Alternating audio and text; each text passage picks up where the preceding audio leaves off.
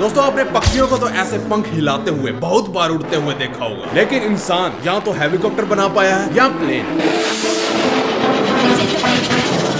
पर इस तरह से पंख हिलाने वाली टेक्नोलॉजी से वो खुद को कभी उड़ा नहीं पाया। लेकिन डच के रहने वाले एक मैकेनिकल इंजीनियर ने पक्षियों की तरह उड़कर दिखा भी दिया है, वो भी एक मोबाइल फोन के थ्रू। दोस्तों क्या आपको पता है कि आपको आपके मोबाइल में या टैबलेट में कैलकुलेटर हमेशा मिल ही जाता है, हर जगह मिल जाता है कैलकुलेटर। लेकिन क्या आपको पता है एप्पल के आईपैड में कैलकुलेटर होता ही नहीं है। कैलकुलेटर नाम की कोई चीज ही नहीं है। पता है क्यों? सब कुछ यहीं पर बता दूंगा क्या, आगे देखो। दोस्तों एक लाइन है जिसे आप बोल नहीं सकते, सच में आप बोल नहीं सकते, सच बता रहा हूं, आप बोल नहीं सकते उस लाइन को, आपकी जुबान लड़खड़ा जाएगी। रुक जाओ, सब्र करो। दोस्तों क्या आपको यह पता है कि समंदर का रंग नीला क्यों होता है? अब आप कहोगे ये आसमान की वजह से होता है, उसकी रिफ्लेक्शन की वजह से होता है, पर रियल कारण किसी को नहीं पता होगा शायद। चलो आज ज्ञान का विस्फोट करते हैं, तो कुर्सी की पेटी बांध लो क्योंकि इस एपिसोड का नाम है क्या बात है। हेलो व्हाट्सअप गाइस, मेरा नाम है Amritpal Singh and you are watching Badmash icon. तो ज्यादा टाइम का चुतिया ना करते हुए चल करो, हो जा शुरू। दोस्तों पक्षियों ने हमें बहुत कुछ सिखाया। ये पक्षी ही हैं जिनकी बदौलत हमें उड़ने का ख्याल आया था। सोचो अगर पक्षी ना होते तो इंसान ये कैसे सोचता कि उसे आसमान में भी उड़ना है। इंसान ने हेलीकॉप्टर बना दिए, एरोप्लेन बना दिए, पर पक्षियों की तरह अभी भी वो उड़ ना पाए। पर एक डच मैकेनिकल इंजीनियर जिसका नाम है जार्नो स्मिट, उसने सन 2012 में सिर्फ अपने एंड्रॉइड फोन की हेल्प से और वी कंट्रोल की हेल्प से ऐसे पंख बना दिए जिससे वो 60 सेकंड तक आराम से हवा में सैर कर पाया। नहीं विश्वास हो रहा है तो आप खुद वीडियो देख लीजिए। वाह, अगर ये विंग्स मुझे मिल जाए तो मैं पक्का हेवन में जाऊंगा, मतलब स्वर्ग में जाऊंगा। नहीं, लेकिन कुछ एक्सपर्ट्स का मानना है कि ये वीडियो हॉक्स है। उनका मानना है, कोई प्रूफ नहीं दिया उन्होंने बस, लेकिन ये देखने में बिल्कुल भी फेक नहीं लगती और मुझे भी ये वीडियो बिल्कुल भी नकली नहीं लगी। तो मैं भी एक एक्सपर्ट हूं, तो मेरा मानना है कि ये वीडियो नकली नहीं है। ये बड़ी अच्छी बात कही है आप। दोस्तों रशिया दुनिया का सबसे बड़ा देश है, फिर भी उसको चैन नहीं मिल रहा। उसे यूक्रेन भी चाहिए ताकि और बड़ा हो सके। खैर ये बात अलग है, लेकिन क्या आपको पता है कि दुनिया का सबसे छोटा देश कौन सा है? मैं थोड़ी हिंट दे देता हूँ गाइस, वो देश मेरे घर से भी छोटा है। सिर्फ 6000 स्क्वायर फीट में फैले हुए इस देश का नाम है प्रिंसिपलिटी ऑफ सीलैंड। वो सिर्फ एक स्टील का डेक है जो पानी में 2 होलो कंक्रीट टावर्स के ऊपर खड़ा है। इसे वर्ल्ड वॉर 2 में ब्रिटिशर्स ने युद्ध के कारणों के चलते बनाया था और युद्ध खत्म होने के बाद इसे तबाह करने का भी ऑर्डर पास किया गया, पर इसे तोड़ा नहीं गया। और क्योंकि यह इंटरनेशनल सी में था तो एक ब्रिटिशर्स बंदा जिसका नाम था रॉय बेट्स, उसने इस बेस को इंडिपेंडेंट कंट्री घोषित कर दिया और उसने वहां पर एक झंडा लगा दिया। उसने संविधान भी लिखा और अपने आप को राइटफुल रूलर, मतलब वहां का राजा डिक्लेयर कर दिया। यही नहीं, इसके अलावा उस देश का नेशनल एंथम भी है, पासपोर्ट भी है, पोस्ट स्टैम्प्स भी हैं और एक फुटबॉल टीम भी है। मुझे कोई यह बताओ वो फुटबॉल की प्रैक्टिस क्या समंदर में करते हैं?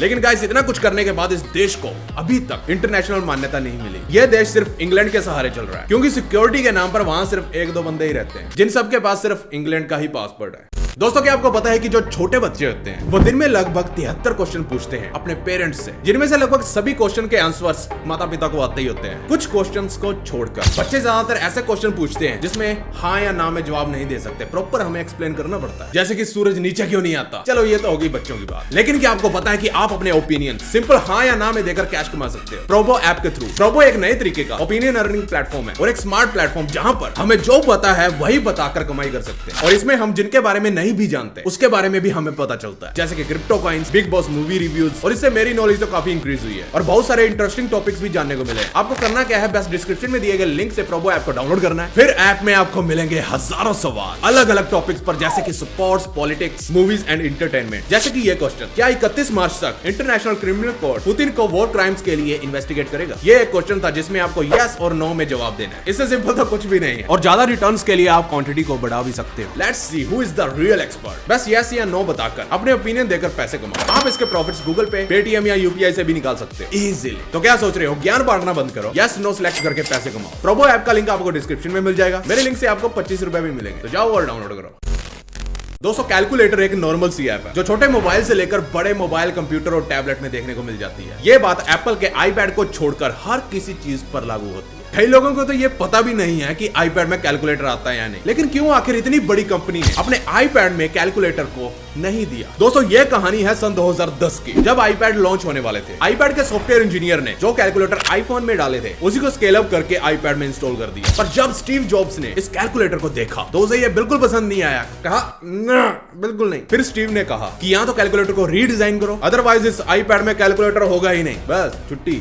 कुछ ही हफ्ते रह गए थे लॉन्च को और सॉफ्टवेयर इंजीनियर्स ने बिल्कुल इसी तरह अपने हाथ खड़े कर दिए। पर स्टीव जॉब्स कहां टलने वाला था, उसने भी आईपैड को बिना कैलकुलेटर के ही लॉन्च कर दिया। उसका कहना था कि जब तक आईपैड पर कैलकुलेटर ट्रूली ग्रेट ना लगे तब तक वो कैलकुलेटर आईपैड के अंदर नहीं घुसेड़ेंगे। लेकिन इस बात को 10 साल गुजर चुके हैं। पता नहीं इनका ट्रूली ग्रेट कैलकुलेटर कौन से भिंडी बाजार में धक्के खा रहा है। कब लॉन्च होगा ये भी नहीं पता। मुझे तो ये लगता है कि जब ये आईपैड में कैलकुलेटर लेकर आएंगे तो ये इसको भी अपने इवेंट का मेन हाईलाइट बनाएंगे और कहेंगे your favourite iPad now comes with truly great extraordinary calculator you have never seen before. इतने में ही एप्पल के यूजर्स फूलकर सूझ पड़ेंगे।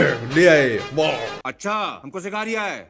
दोस्तों क्या आपको पता है कि समंदर का पानी नीला क्यों होता है? नीला ब्लू क्यों होता है? आप कहोगे कि आसमान की वजह से लाइट रिफ्लेक्ट वगैरह होती है तो जिसकी वजह से ये नीला दिखता है। ये बड़ी अच्छी बात कही आप। ये थोड़ा बहुत सही है पर नहीं। असली रीजन तो ये है कि सूरज में होते हैं मेनली 7 रंग। ओए इंद्रधनुष वाले रेड कलर से लेकर वायलेट तक। जैसे ही सूरज की रोशनी पानी के अंदर जाती है वैसे ही वाटर मॉलिक्यूल्स सूरज की रोशनी के 4 रंग रेड, ऑरेंज, येलो और ग्रीन इन्हें ऐसे अवशोषित करते हैं, ऐसे अब्सॉर्ब करते हैं कि जैसे पहले कभी देखा ही ना हो।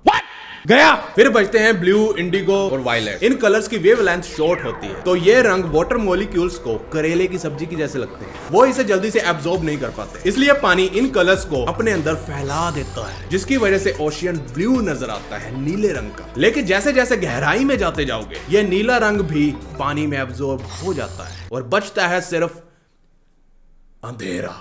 अब समझे आखिर क्यों समंदर नीला है? लिटरली गाइस मैं भी खुद भ्रम में था कि आसमान की वजह से होता है। कहानी कुछ और ही निकली। दोस्तों भ्रम की बात चल रही है तो इस फोटो को देखिए। ये फोटो आपके बारे में आपको कुछ बताएगी बट पहले आप इसे ध्यान से देखिए। पहली झलक में आपको क्या नजर आया? एक खोपड़ी या एक लड़की जो विंडोज से झांक रही है? अगर पहली झलक में आपको लड़की दिखी है तो आपकी इमेजिनेशन बहुत ज्यादा बढ़िया है, लेकिन आप खतरे को अनदेखा कर सकते हो और आप अपनी लाइफ को दूसरे लोगों के पीछे लगकर रिस्क में डाल सकते हो। लेकिन अगर आपको पहली झलक में खोपड़ी नजर आई है तो इसका मतलब है कि आप किसी पर ज्यादा विश्वास नहीं करते हो और आप रियलिटी में रहते हो ना कि इमेजिनेशन में। लेकिन मुझे तो मैं नहीं बताऊंगा। अब आते हैं उस लाइन पर जिसे आप नहीं बोल पाओगे। कौन सी लाइन थी वो? मैं भी नहीं बोल पाऊंगा शायद। जिसे बोल ही नहीं पाओगे तो मैं कैसे बता सकता हूँ। चलो ठीक है फिर वीडियो खत्म करते हैं। Goodbye. अरे नहीं बताता हूँ। दोस्तों गिनीज वर्ल्ड रिकॉर्ड के मुताबिक ये वाली लाइन को हार्डेस्ट टंग ट्विस्टर का नाम मिला है। मैं अभी इसे बोलने जा रहा हूँ और आप भी इसे ट्राई कर सकते हो, क्योंकि आप ट्राई ही कर सकते हो, बोल नहीं सकते। अगर आप अच्छे से इसे बोल पाए तो मुझे इंस्टाग्राम पर अपनी वीडियो भेजना, मेंशन कर देना, ठीक है?